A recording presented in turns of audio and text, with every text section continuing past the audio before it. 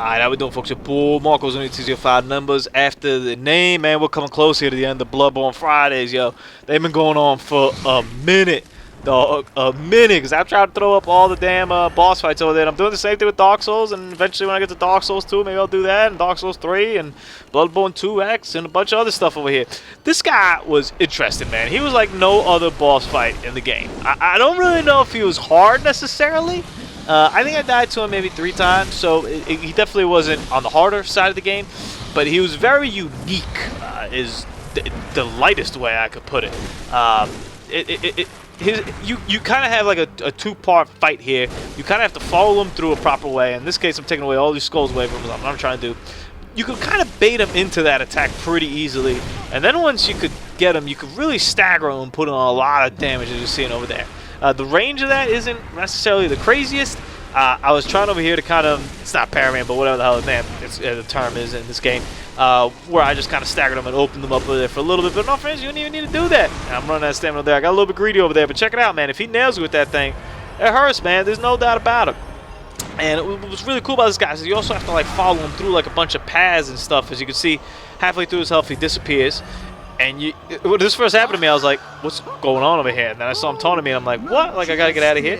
So I'm looking around. There's a certain path that you follow that you could follow him and keep going. And if not, you kind of get lost in all this miasma. There's also like some side paths where I feel like you can pick up some items and stuff, which I would recommend this. You do that the first go around, and hey, if you manage to kill him that go around, good for you.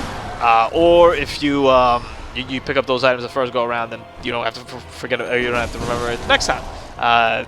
That's my pro tip right there for anything over here. But he's one of the last bosses in the game, so you realize it's a little bit difficult. He's difficult in different kind of ways because there's like a bunch of other things around, a bunch of other enemies. Any of these enemies here could kill you.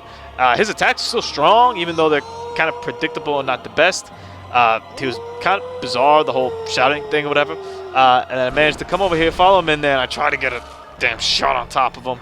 So you follow him. He locks himself in there, and somehow you got to get into that locked room. And there's a couple of ways to get over there, and definitely not going straight down is definitely not the right way.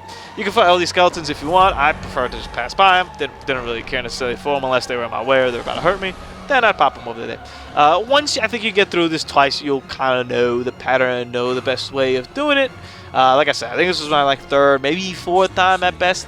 And it still was a little bit confusing. Make no doubt about it. It's not the easiest path to find. You know, as you can see right there, that's a pretty tight right corner that I think the first couple times I literally just swung by over here and I'm trying to line up a damn drop shot on him. I'm like, come on, man, let me drop on you. And unfortunately moved over there and managed to pop a bullet in him.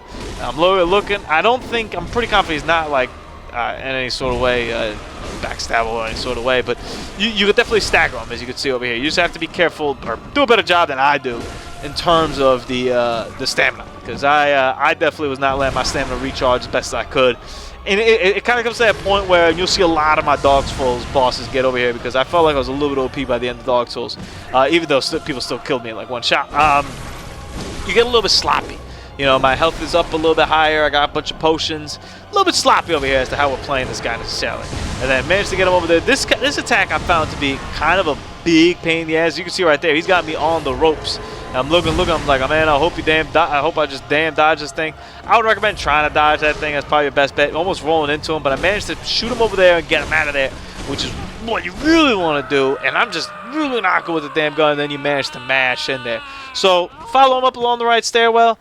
Pop him when he's about to do that far away attack. Stay away from his damn little, you know, tentacle things on there. And then when you get at him, wail at him and nail him. Before you know it, you'll have another play sorted on top of your screen. Boy, your boy Marco's deuces.